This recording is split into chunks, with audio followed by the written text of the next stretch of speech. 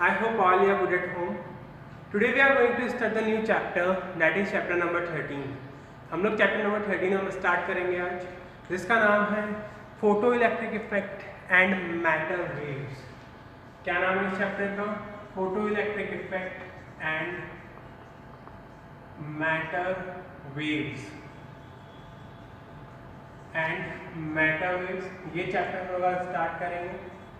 इस चैप्टर में हम क्या क्या पढ़ेंगे? हम लोग पढ़ेंगे इस चैप्टर में कि एनर्जी का इफेक्ट कैसे होता है किसी मेटल के ऊपर, एनर्जी का इफेक्ट कैसे होता है किसी मेटल के ऊपर, इसके बारे में हम यहाँ से स्टार्ट करेंगे। तो सबसे पहले हम बात करते हैं मेटल्स। मेटल्स होते क्या हैं?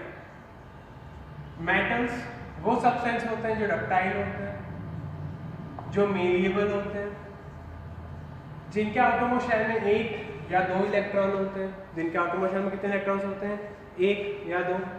जनरली मेटल्स या तो एस ब्लॉक के जो सबसे ज़्यादा होते हैं वो रिएक्टिव होते हैं, या फिर डी ब्लॉक के। मेटल्स इन दोनों ब्लॉक के अंदर रहते हैं। इन्हें मेटल्स क्यों कहा जाता है? Because they show the characteristics of matter, क्योंकि ये मेटल्स की प्रॉपर्टीज को शो करते हैं। जैसे सोडियम हो गया, पोटेशियम, मैग्नीशियम, एल्यूमिनियम, ये सब क्या है? मेटल्स हैं। ये सब क्या है? मेटल्स। मेटल जो भी होंगे वो उनमें ये सब प्रॉपर्टीज होंगी, और उनमें इलेक्ट्रॉन्स क्या होते हैं? आउटरमोस्ट शेल में हमेशा एक्स्ट्रा इलेक्ट्रॉन्स रहते हैं, या तो एक ज़्यादा या फिर दो ज़्यादा। वो कितने भी ज़्यादा हो सकते हैं। क्या करते हैं ये इलेक्ट्रॉन्स वहाँ पे प्रेजेंट रहने के बाद क्या करते हैं? ये अगर डोनेट करते हैं या ये मूव करते हैं, ये क्या करते हैं? मूव। जैसे ही इलेक्ट्रॉन्स मोशन में आएंगे, किस में आएंगे? मोशन में। तो ये क्या क्या कंडक्ट करेंगे? ये इलेक्ट्रिक करंट भी बना सकते हैं और हीट को भी कंडक्ट कर सकते हैं। Both things, they can conduct heat as well as charge. वो चार्ज को भी फ्लो करा सकते हैं और हीट को भी क्या करा सकते हैं? फ्लो करा सकते हैं। Is it clear? तो इस वजह से मेटल के अंदर फ्री इलेक्ट्रॉन्स क्या रहते हैं? हमेशा प्रेजेंट रहते हैं। हमेशा कौन से इलेक्ट्रॉन्स प्रेजेंट रहते हैं? Free electrons. फिर इनका क्या वर्क होता है? फिर इनका एमिशन होता है। इनका क्या होता है? एमिशन। एमिशन का मतलब इलेक्ट्रॉन्स का बाहर निकलना। एमिशन का मतलब क्या होता है? The removal of electron. The removal of electron. Electron के रिमूवल को हम क्या बोलते हैं? एमिशन। इलेक्ट्रॉन कहाँ से बाहर निकलेगा? अपने आउटरमोस्ट शेल में से। और जैसे ही इलेक्ट्रॉन अपने आउटरमोस्ट शेल में से बाहर निकलेगा तो उसे हम क्या बोलेंगे? एमिशन। ये एमिशन बहुत सारे कारणों की वजह से होता है। सबसे पहला कारण क्या है हमारे पास? थर्मो आयनिक इनर्जी। थर्मो आयनिक। थर्मल। थर्मल का मतलब क्या होता है? किसी चीज को हम गर्म कर रहे हैं और उससे इलेक्ट्रॉन क्या हो गए? अलग हो गए। उससे इलेक्ट्रॉन क्या हो गए? अलग। उसे क्या बोलते हैं? थर्मो आयनिक एमिशन। फिर दूसरा होता है इलेक्ट्रोलाइटिक। इलेक्ट्रोलाइटिक का मतलब क्या होता है? The removal of electron due to. Electrons का जब रिमूवल होता है इलेक्ट्रिक करंट की वजह से, यानी हम किसी मेटल के अंदर इलेक्ट्रिक करंट पास करते हैं तो इलेक्ट्रॉन्स रिमूव हो जाते हैं, तो उसे क्या बोलते हैं? Electrolytic emission. और एक जो लास्ट एमिशन है वो कौन सा होता है? Photo electric emission. इसमें क्या होता है? जो सनलाइट होती है या नॉर्मल लाइट होती है, ये किसी भी मेटल से इलेक्ट्रॉन्स को रिमूव करने की कोशिश करती है। ये जो इलेक्ट्रॉन्स रिमूव होते हैं ये उनके सरफेस से रिमूव होते हैं। किससे रिमूव होते हैं? सरफेस से। जैसे मेरा हाथ एक मेटल है तो इसके सरफेस से जो इलेक्ट्रॉन्स रिमूव होंगे उसे क्या बोलेंगे? एमिशन। ये एमिशन तीन तरह से होता है, आइदर थर्मोआयनिक, आइदर इलेक्ट्रोलाइटिक और photo electric. Thermionic due to heat, due to electricity, and photo electric due to light. इन तीनों की वजह से क्या होता है? इन इलेक्ट्रॉन्स का एमिशन होता है। इन इलेक्ट्रॉन्स का क्या होता है? एमिशन उनके सरफेस से, और उसे ही क्या बोलते हैं? Photo electric emission. अब कुछ टर्म्स पढ़ते हैं। सबसे पहला हमारे पास वर्क फंक्शन। क्या है? Work function. वर्क फंक्शन क्या होता है? It is the minimum amount of energy required to remove an electron from the surface of metal। ये क्या होता है? ये मिनिमम अमाउंट होता है किसका? एनर्जी का। Minimum amount of energy required to remove electron from the surface of matter. जो कम से कम अमाउंट हमें चाहिए एक इलेक्ट्रॉन को उसके सरफेस से हटाने के लिए, उसे हम क्या बोलते हैं, वर्क फंक्शन।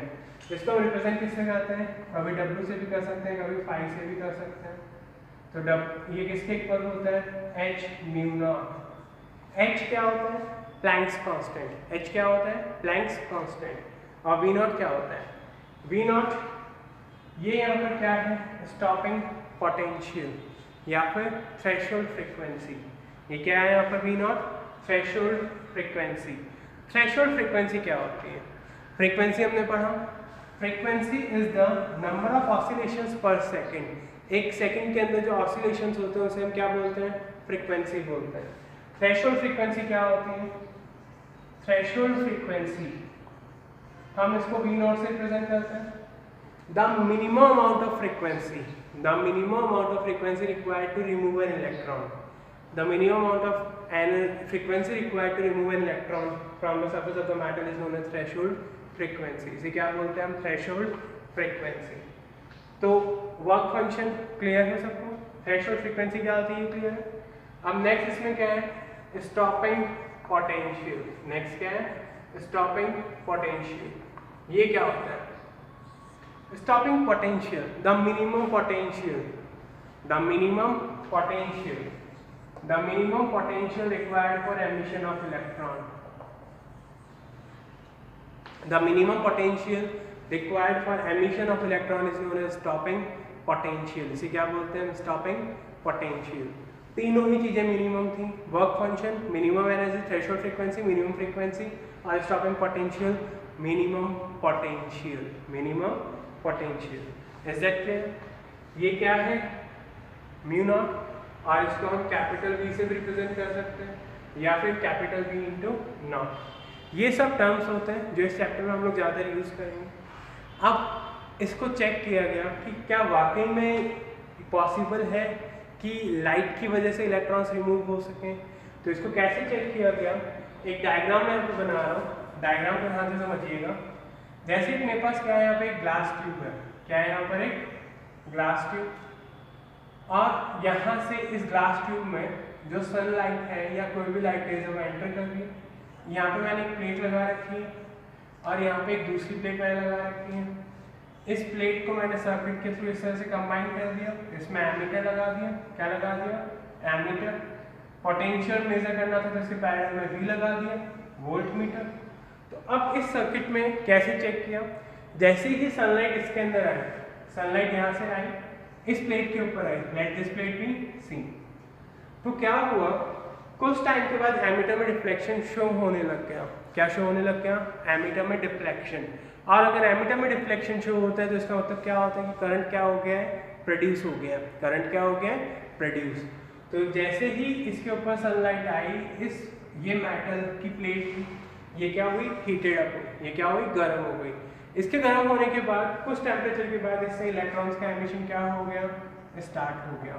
इलेक्ट्रॉन्स का एमिशन क्या हो गया, स्टार्ट। और वो इलेक्ट्रॉन्स यहाँ से मूव करते हुए इस प्लेट के ऊपर गए, वो यहाँ से इस प्लेट सी से मूव करते हुए किस प्लेट के ऊपर गए, ए प्लेट के ऊपर। तो इससे क्या हुआ कि जैसे ही इलेक्ट्रॉन्स दोनों प्लेट्स के पीछे फ्लो करने लगे तो एमीटर में डिफ्लेक्शन हुआ और उससे कॉरस्पॉन्डिंग किस पर डिफ्लेक्शन हुआ, वोल्ट मीटर में। और हम चाहें तो इसके साथ और क्या लगा सकते हैं, रियोस्टेट भी लगा सकते हैं। क्या लगा सकते हैं, रियोस्टेट। तो रियोस्टेट से हम क्या कर सकते हैं, इसकी फ्रीक्वेंसी को या करंट के अमाउंट को या पोटेंशियल के अमाउंट को चेंज कर सकते हैं, बट वो हमें रिक्वायरमेंट नहीं है। क्या किया हमने इस एक्सपेरिमेंट को कंडक्ट करने के लिए, दो प्लेट्स थी, इन दोनों प्लेट्स को हमने ग्लास ट्यूब के अंदर रखा। ग्लास ट्यूब में एक छोटा सा गैप था जहाँ से सनलाइट अंदर एंटर हो रही थी। यहाँ से सनलाइट एंटर हुई, इस प्लेट के ऊपर आई। इस प्लेट, ये मेटल की प्लेट थी, तो यहाँ से इलेक्ट्रॉन्स ने एमिट होना स्टार्ट किया। इलेक्ट्रॉन्स को और कोई जाने का रास्ता नहीं था, तो इलेक्ट्रॉन्स इस प्लेट के ऊपर आए। जब इलेक्ट्रॉन्स यहाँ से मूव किए तो करंट प्रोड्यूस हुआ। करंट प्रोड्यूस हुआ तो वो करंट इस वायर के अंदर आया, तो एमीटर में डिफ्लेक्शन हुआ और उसके कॉरस्पॉन्डिंग क्या नोट कर लिया, वोल्टेज पोटेंशियल डिफरेंस। ये एक्सपेरिमेंट शो करता है कि फोटो इलेक्ट्रिक इफेक्ट कुछ होता है जिससे क्या प्रोड्यूस होता है, करंट प्रोड्यूस होता है मेटल्स के बीच में। और मेटल से क्या इजेक्ट होते हैं, क्या बाहर निकलते हैं, इलेक्ट्रॉन्स बाहर निकलते हैं। ये एक्सपेरिमेंट किया गया इसको शो करने के लिए। वर्क फंक्शन, को हम कभी कभी डब्ल्यू नॉट से भी लिख सकते हैं, थ्रेशोल्ड फ्रीक्वेंसी म्यू नॉट, और वी नॉट क्या है, स्टॉपिंग पोटेंशियल। वी नॉट क्या है, स्टॉपिंग पोटेंशियल। ये क्या क्या होते हैं, क्लियर है सबको? तो मेटल्स का ही ये फिनोमिना है, सिर्फ इसी के ऊपर लाइट वेव्स क्या करती हैं, जैसे सनलाइट आएगी इसके ऊपर तो क्या होगा, इलेक्ट्रॉन्स इजेक्ट होना स्टार्ट होंगे, और उसको चेक करने के लिए हमने इस तरह से क्या किया, एक्सपेरिमेंट कंडक्ट किया। Is it clear? अब हम हमारा नेक्स्ट टॉपिक देखते हैं। अब हम इफेक्ट देखते हैं फोटो इलेक्ट्रिक इफेक्ट का। अब हम क्या देख रहे हैं, effect of photo electric current. किन किन चीज़ों पे इफेक्ट होता है, तो मैंने यहाँ पे 3 डायग्राम्स बना रखे हैं। ग्राफ आपको याद रखने हैं इनके, बट इनके एक्सप्लेनेशन में कर रहा हूँ तो इनको ध्यान से समझना आप लोगों, ठीक है? तो सबसे पहले हम देखते हैं relation between potential and photo current. Potential और फोटो करंट में क्या रिलेशन होता है, तो ये क्या है इसका, stopping potential V naught. Stopping potential अभी हमने देखा था, the potential, the minimum potential at which the emission of electrons start. तो एमिशन यहाँ से स्टार्ट हो गया, यहाँ से लेकर ये इंक्रीज हुआ ए पॉइंट तक, यानी ये नेगेटिव से 0 हुआ और इसकी वैल्यू इंक्रीज हुई ए पॉइंट तक इसकी फोटो करंट की। Stopping potential can be negative also. Stopping potential क्या हो सकता है, नेगेटिव हो सकता है। बट ए से बी तक क्या हुआ, दोनों ही पॉजिटिव थे, पोटेंशियल भी पॉजिटिव और फोटो करंट भी पॉजिटिव है, यानी दोनों चीजें साथ में क्या हो रही है, इंक्रीज हो रही हैं। और बाद में बी के बाद ये क्या हो गया, कांस्टेंट हो गया। क्या मतलब होता है इसका, ये कांस्टेंट जैसे ही हुआ तो यहाँ से यहाँ तक जाने के लिए आप चाहें अब पोटेंशियल कितना भी बढ़ा दें, बट फोटो करंट क्या रहेगा, कांस्टेंट रहेगा। You can not change the photo current. Photo current का अमाउंट क्या हो जाएगा, फिक्स हो जाएगा बी पॉइंट के बाद में। Is that clear? ये डिपेंडेंस थी किसकी, the dependence, the relation between potential and photo current. Potential और फोटो करंट के बीच में ये रिलेशन होता है। नेक्स्ट क्या है, intensity of light and photo current. Intensity of light and photo current, तो ये क्या है हमारे पास, फोटो करंट इस डायरेक्शन में, इस डायरेक्शन में क्या है फोटो करंट, और इस डायरेक्शन में क्या है intensity of light. Intensity of light and photo current, इनका क्या रिलेशन होता है, अब देखते हैं। देखिए यहाँ पर 3 कर्व्स हैं, बट तीनों का स्लोप क्या है, कांस्टेंट है। तीनों का स्लोप क्या है, कांस्टेंट। हमने क्या अज्यूम कर लिया कि यहाँ पे इंटेंसिटी I1 है, यहाँ पे इंटेंसिटी I2 और यहाँ पे इंटेंसिटी I3, यानी I3 is greater then I2 is greater then I1। Intensities में इस तरह से चेंज आ रहा है, बट जो स्लोप थे, जो क्या थे इनके स्लोप, वो सेम थे। जैसे पोटेंशियल इनके ऊपर डिपेंडेंट था, ये पॉइंट पे किसका है, स्टॉपिंग पोटेंशियल का। ये जो स्लोप थे ये दोनों केसेस में क्या रहेंगे, सेम रहेंगे। Is that clear? बट यहाँ पे जो इंटेंसिटी ऑफ लाइट है उसको हमने कम या ज़्यादा कर दिया। इंटेंसिटी ऑफ लाइट को हम कंट्रोल नहीं कर सकते practically, but by doing some arrangements, जैसे पोलराइजेशन में हम इंटेंसिटी ऑफ लाइट को कंट्रोल करते हैं, वैसे ही कुछ अरेंजमेंट्स करके हम इसकी लाइट के अमाउंट को क्या कर सकते हैं, कंट्रोल कर सकते हैं। तो I3 इंटेंसिटी सबसे ज़्यादा थी, I2 उससे कम और I1 उससे कम। तो इन तीनों इंटेंसिटीज को इस तरह से भी हम रिप्रेजेंट कर सकते हैं। जैसे जैसे इंटेंसिटी बढ़ी, स्लोप क्या था, सेम था। Is that clear? फिर अब इंटेंसिटीज थी, तो ये इंटेंसिटीज का हमने ग्राफ देखा। अब इंटेंसिटी ऑफ लाइट के ऊपर ये इस तरह से डिपेंड करता है। अब नेक्स्ट क्या है कि हम कोई भी एक्सपेरिमेंट अगर करते हैं तो उस एक्सपेरिमेंट में क्या होते हैं, लॉसेस होते हैं। क्या होते हैं उस एक्सपेरिमेंट में, लॉसेस। जैसे हम फैन स्टार्ट करते हैं तो कुछ अमाउंट ऑफ एनर्जी का क्या हो जाता है, लॉस हो जाता है। कोई भी मशीन, कोई भी एपरेटस बिना लॉसेस के नहीं चल सकती। अब अगर हम उनके लॉसेस को रिमूव कर दें कैसे भी करके, तो अगर हम लॉसेस को रिमूव कर देंगे तो जो ग्राफ बनेगा वो कुछ इस तरह से बनेगा, डायरेक्टली प्रोपोर्शनल का फोटो करंट और इंटेंसिटी ऑफ लाइट के बीच में। Is that clear? जब लॉसेस थे तो ये ग्राफ बना, जब हमने सारे लॉसेस को किसी भी तरह से क्या कर दिया, ओवरकम कर लिया, हटा दिया उनको, तो ये ग्राफ इस तरह से स्ट्रेट लाइन बनते हैं। Is that clear? Next, photo current and frequency. Photo current और फ्रीक्वेंसी के बीच में ये ग्राफ कैसे बनता है, तो photo current, frequency, stopping potential, stop threshold frequency अभी हमने देखी, तो थ्रेशोल्ड फ्रीक्वेंसी, हमने थ्रेशोल्ड फ्रीक्वेंसी मार्क कर ली इन तीनों पॉइंट्स के ऊपर, द मिनिमम पॉइंट्स।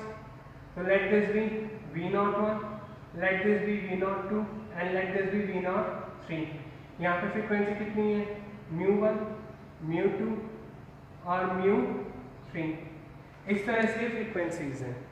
तो इस ग्राफ को जब हम ध्यान से देखें कि इस तरफ तो हम क्या ले रहे हैं, फ्रीक्वेंसी ले रहे हैं, क्या ले रहे हैं, फ्रीक्वेंसी, और इस तरफ क्या है हमारे पास, फोटो करंट है, इस तरफ क्या है, फोटो करंट। तो जब हम इस ग्राफ को ध्यान से देखते हैं तो हमें क्या पता चलता है कि जो वैल्यूज है फ्रीक्वेंसी की, μ1 is greater than μ2 is greater than μ3 and also μ01 is greater than μ02 is greater than μ03। क्यों? क्योंकि हम लेफ्ट राइट जाते हैं तो नेगेटिव क्या होता है, कम, और पॉजिटिव इंक्रीज होना स्टार्ट हो जाता है। तो इस तरह से तो क्या देख रहे हैं आप इन दिनों ग्राफ में कि चाहे थ्रेशोल्ड फ्रीक्वेंसी कुछ भी हो, चाहे μ01 हो, μ02 हो, μ03 हो, तीनों जैसे जैसे इंक्रीज होगी, जैसे जैसे पॉजिटिव होगी तो करंट का अमाउंट भी क्या होगा, इंक्रीज होगा। बट जैसे ही तीनों इस पॉइंट पे पहुंच जाएंगे तो करंट क्या हो जाएगा, कांस्टेंट हो जाएगा। कांस्टेंट का मतलब सैचुरेट हो जाएगा। अब चाहे आप थ्रेशोल्ड फ्रीक्वेंसी को कितना भी बढ़ा लें, कोई फर्क नहीं पड़ेगा, कोई फर्क नहीं पड़ेगा इसके ऊपर। Is that clear? तो थ्रेशोल्ड फ्रीक्वेंसी भी इफेक्टिव है, डायरेक्टली प्रोपोर्शनल, जैसे जैसे ये बढ़ी वैसे वैसे स्लोप क्या होता गया, कम होता गया। बट इस पॉइंट के आने के बाद क्या हुआ, तीनों के तीनों एक ही साथ हो गए, सैचुरेशन की कंडीशन आ गई। करंट का अमाउंट क्या रहेगा इसके बाद में, सेम रहेगा। करंट के अमाउंट में कोई चेंज नहीं होगा, फोटो करंट क्या रहेगा, सेम रहेगा। ये डायग्राम अभी हमने इसमें देखा, ये था विथ लॉसेस, ये क्या है, विदाउट लॉसेस। विदाउट लॉसेस कैसा डायग्राम आया, डायरेक्टली प्रोपोर्शनल का। ये भी क्या है, विदाउट लॉसेस। सेम यहाँ पे क्या है, फोटो करंट, और ये क्या है, फ्रीक्वेंसी, कौन सी, threshold frequency. Let this be μ01 and let this be μ02। तो इन दोनों का स्लोप क्या है, सेम है। इन दोनों का स्लोप क्या है, सेम। दोनों का जो इंक्लिनेशन है वो क्या है, दोनों का सेम है। यानी थ्रेशोल्ड फ्रीक्वेंसी चाहे कितनी भी हो जाए, अगर हम लॉसेस को इग्नोर कर देंगे तो हमेशा ये ग्राफ इस तरह से मिलेगा। क्लियर है सबको? तो इस तरह से हमें ये ग्राफ मिलता है। इसके अंदर आपको सिर्फ इन ग्राफ के पैटर्न को याद रखना और इनके बारे में थोड़ा बहुत आपको लिखना आना चाहिए। और एक चीज़ क्या ध्यान रखनी है, जब आप यहाँ पे फोटो करंट और पोटेंशियल के बीच में ग्राफ प्लॉट कर रहे हैं तो बाकी सारी चीज़ें क्या है, कांस्टेंट है। बाकी सारी चीज़ें क्या है, कांस्टेंट, उनमें कोई चेंजेस नहीं हो रहे हैं। इस चीज़ को दिमाग में रखना आपको। जब आप यहाँ पे फोटो करंट और इंटेंसिटी ऑफ लाइट के बीच में ग्राफ प्लॉट कर रहे हैं तो बाकी सब क्या है, कांस्टेंट है। ऐसे ही यहाँ पर इस चीज़ को भी आपको मेंशन करना है। इन डायग्राम्स की आपको प्रैक्टिस करनी है ग्राफ बनाकर। क्लियर है सबको? अब हम देखते हैं कैसे वेव थ्योरी में और इस थ्योरी में डिफरेंसेस क्रिएट हुए कि कैसे वेव थ्योरी हमने पिछले चैप्टर में पढ़ी थी, नेचर ऑफ लाइट के अंदर। कैसे वेव थ्योरी इस थ्योरी को एक्सप्लेन नहीं कर पाए। वेव थ्योरी में हमने क्या देखा, वेव थ्योरी में हमने पढ़ा था कि जो हमारे पास वेव फ्रंट प्रोड्यूस होते हैं, क्या प्रोड्यूस होते हैं, वेव फ्रंट। याद है 3 तरह के वेव फ्रंट्स हमने पढ़े थे, स्फेरिकल, सिलेंड्रिकल और प्लेनर। जो वेव फ्रंट वेव थ्योरी के अंदर प्रोड्यूस होते हैं वो फोटो इलेक्ट्रिक इफेक्ट की थ्योरी के अंदर कभी वेव फ्रंट्स प्रोड्यूस नहीं होते। तो इसलिए wave theory photo electric effect को नहीं समझा पाए। दूसरा, फ्रीक्वेंसी। हमने अभी देखा कि एमिशन ऑफ इलेक्ट्रॉन्स के लिए हमें क्या चाहिए, एमिशन ऑफ इलेक्ट्रॉन्स के लिए हमें क्या चाहिए, एक थ्रेशोल्ड फ्रीक्वेंसी चाहिए, एक मिनिमम अमाउंट ऑफ फ्रीक्वेंसी चाहिए। बट वहाँ पर वेव फ्रंट के प्रोड्यूस होने के लिए हमें ऐसा कुछ नहीं चाहिए था। फिर एनर्जी, हमने अभी देखा एक एनर्जी थी हमारे पास, कौन सी थी, वर्क फंक्शन या वर्क फंक्शन, अभी हमने देखा। तो work function was the energy required, the minimum energy required to remove an electron from the outermost surface. Surface से जो एनर्जी चाहिए हमें इलेक्ट्रॉन को रिमूव करने के लिए वो क्या होता है, वर्क फंक्शन होता है। बट वेव फ्रंट के साथ ऐसा नहीं था, अब नेक्स्ट हम देखते हैं कंसेप्ट अ फोटोन। ये 3 एग्जाम्पल थे किसके, कि क्यों wave theory photo electric effect को एक्सप्लेन नहीं कर पाई थी। क्यों? क्योंकि वेव थ्योरी में वर्क फंक्शन नाम का कुछ नहीं था, कुछ भी फ्रीक्वेंसी नहीं थी, और उन्होंने वेव फ्रंट को एक्सप्लेन किया था जो फोटो इलेक्ट्रिक इफेक्ट के एक्सप्लेनेशन में किसी यूज़ का नहीं है। कंसेप्ट ऑफ फोटोन, फोटोन्स क्या होता है? हमने लाइट वाले चैप्टर में पढ़ा कि लाइट के 2 नेचर्स होते हैं, एक होता है रे नेचर और एक होता है लाइट पैकेट्स के टर्म्स में नेचर। एक क्या होता है रे, या फिर लाइट पैकेट्स के टर्म में जो लाइट रे होती है वो क्या करती है, ट्रैवल करती है। इन लाइट पैकेट्स को क्या बोलते हैं? फोटोन बोलते हैं। इन लाइट पैकेट्स को क्या बोलते हैं? फोटोन। तो जो लाइट का ड्वेल नेचर था, ड्वेल नेचर में हमने पढ़ा कि लाइट या तो रे के टर्म्स में प्रोपोगेट करेगी या फिर लाइट के पैकेट्स में। ये पैकेट्स क्या होते हैं? फोटोन्स के बने हुए होते हैं। किसके बने हुए होते हैं? फोटोन्स के। और इनकी एनर्जी क्या होती है? इनकी एनर्जी आती है एक फॉर्मूले से h इंटू न्यू। h क्या है? Planck's constant. इसकी वैल्यू कितनी होती है? 6.63 × 10⁻34 जूल सेकेंड। ये प्लैंक्स कांस्टेंट की वैल्यू। फिर हमने पढ़ा म्यू। म्यू क्या होता है? फ्रीक्वेंसी। म्यू क्या होता है? फ्रीक्वेंसी। तो E = hc/λ। c क्या है? Velocity of light. इसकी वैल्यू कितनी होती है? हमें बहुत अच्छे से पता है, 3 × 10⁸ मीटर/सेकेंड। लैम्डा क्या है? वेवलेंथ। लैम्डा क्या है? वेवलेंथ। तो लैम्डा यहाँ पे क्या है? वेवलेंथ है। तो ये वेवलेंथ भी हमें रिक्वायर्ड है। एक होती है थ्रेशोल्ड वेवलेंथ। थ्रेशोल्ड वेवलेंथ क्या होती है? The wavelength eight which the emission starts. Emission जिस वेवलेंथ से स्टार्ट होता है उसे हम क्या बोलते हैं? Threshold wavelength. उसे क्या बोलते हैं? Threshold wavelength. Is that clear? तो फोटोन्स चार्जलेस होते हैं। फोटोन्स क्या होते हैं? चार्जलेस। क्या होते हैं? न्यूट्रल होते हैं। इन पे कोई चार्ज नहीं होता, ना पॉजिटिव ना नेगेटिव।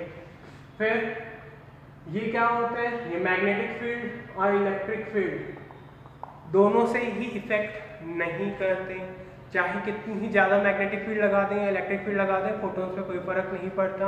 जितने वो होते हैं उतने ही रहते हैं। वो क्या रहते हैं? Conserved. The number of photons are always conserved. Number of photons भी क्या होता है? हमेशा कंजर्व्ड होते हैं। और ये सिर्फ किस पे डिपेंड करेंगे? इंटेंसिटी ऑफ लाइट या फ्रीक्वेंसी ऑफ लाइट। जैसे जैसे फ्रीक्वेंसी ऑफ लाइट इंक्रीज होगी वैसे वैसे फोटोन्स का एमिशन भी क्या होगा? इंक्रीज होगा। Is that clear? तो ये क्या था? फोटोन। हमने उसके पहले क्या देखा? Dependence. Why wave theory was failed. Wave theory क्यों फेल हो गई थी? वेव थ्योरी क्यों फेल हो गई? क्योंकि उन्होंने यूज़ किया था वेव फ्रंट का कंसेप्ट जो हमारे किसी यूज़ का नहीं है। फिर उन्होंने फ्रीक्वेंसी के बारे में कुछ नहीं बताया कि फ्रीक्वेंसी भी कुछ इफेक्ट करती है या नहीं करती है। वर्क फंक्शन क्या होता है ये भी वेव थ्योरी बताया नहीं था। और कंसेप्ट ऑफ फोटोन। फोटोन्स क्या होते हैं? लाइट पार्टिकल्स या लाइट पैकेट्स। जो लाइट के छोटे छोटे पैकेट्स होते हैं उन्हें क्या बोलते हैं? फोटोन्स। इनकी एनर्जी कितनी होती है? h into new. h Planck's constant, new frequency, c velocity of light and lambda wavelength. ये सब होता है फोटोन के बारे में। फिर इनकी प्रॉपर्टीज थी चार्जलेस, न्यूट्रल, मैग्नेटिक फील्ड और इलेक्ट्रिक फील्ड का कोई इफेक्ट नहीं होता। फ्रीक्वेंसी इंक्रीज होगी तो एमिशन भी क्या होगा? इंक्रीज होगा। अब हम नेक्स्ट देखते हैं आइंस्टीन्स फोटो इलेक्ट्रिक इक्वेशन। एक साइंटिस्ट है आइंस्टीन, इन्होंने अपनी फोटो इलेक्ट्रिक इक्वेशन दी। वो इक्वेशन क्या थी? अकॉर्डिंग टू दैट इक्वेशन, उस इक्वेशन को पढ़ने से पहले हम लोग पढ़े, अभी क्या पढ़ा हमने? E = h into new. तो ये एक एनर्जी की इक्वेशन आ गई, h इंटू न्यू। ठीक है। फिर हमने देखा कि ये एनर्जी एक फोटोन की है।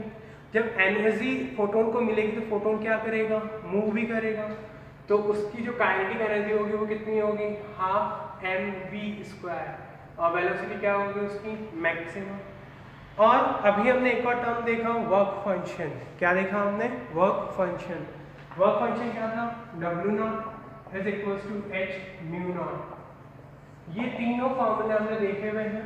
E = h/μ energy of photon, Ke kinetic energy of photon, कितनी एनर्जी होगी फोटोन की? W0 वर्क फंक्शन, कितना अमाउंट एनर्जी का चाहिए एक इलेक्ट्रॉन को अपने सरफेस से बाहर निकलने के लिए। तो ये सब अगर हमने देखा, तो आइंस्टाइन फोटो इलेक्ट्रिक इक्वेशन में क्या कहा आइंस्टाइन ने कि जो एनर्जी ऑफ फोटोन होती है, the energy of photon is the sum of kinetic energy of the photon and the work function. जो ये एनर्जी है is equals to kinetic energy of the photon plus work function. तो E की value h into nu is equals to kinetic energy half m mu v square into maximum plus h mu naught. Mu क्या है? Frequency. Mu naught क्या है? Threshold frequency. इसको हम इधर लेके आते हैं, तो h into nu minus h mu naught will be equals to half m v square, और वेलोसिटी क्या है यहाँ पर इसकी? मैक्सिमम है।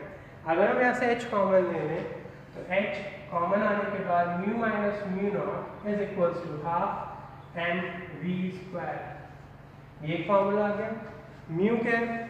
Mu frequency, mu naught threshold frequency, m mass, v velocity, और h क्या है? Planck's constant. अब हमारे पास एक वैल्यू आ रही है म्यू माइनस म्यू नॉट। अब ये म्यू माइनस म्यू नॉट अगर 0 से बड़ा है तो हम क्या लिख सकते हैं कि frequency is greater then threshold frequency. तो जब फ्रीक्वेंसी थ्रेशोल्ड फ्रीक्वेंसी से ज़्यादा होगी तो एमिशन इलेक्ट्रॉन्स का होगा, इलेक्ट्रॉन्स अपने सरफेस से बाहर निकलेंगे। बट अगर mu is less than mu naught है तो एमिशन होगा ही नहीं, इलेक्ट्रॉन्स एमिट होना स्टार्ट ही नहीं करेंगे, photo electric emission will not take place.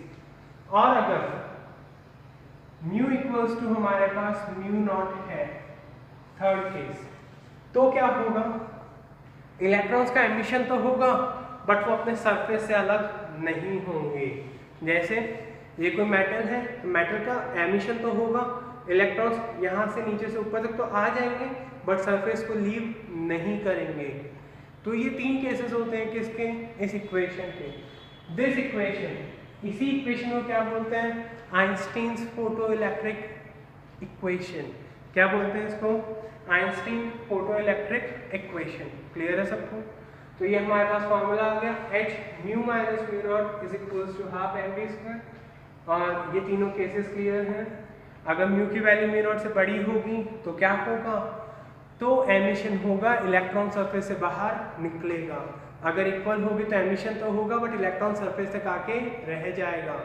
और अगर म्यू की वैल्यू म्यू नॉट से छोटी है तो एमिशन होगा ही नहीं, इलेक्ट्रॉन अपनी जगह नहीं छोड़ेंगे।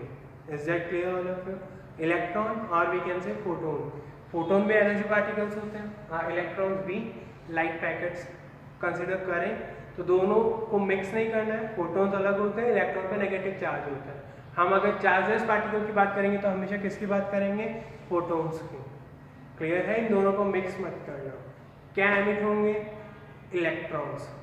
क्या एमिट होंगे? इलेक्ट्रॉन्स। क्लियर है सबको? तो यहाँ तक आज हम लोग पढ़ लिया। तो अगर किसी को यहाँ तक कोई डाउट हो तो दे में आस्क। इस चैप्टर के नोट्स आपके साथ आ जाएंगे इसी क्लास में। तो आपको जहाँ तक पढ़ाया है वहाँ तक आपको इसको लिखना भी है। Thank you all of you, have a nice day.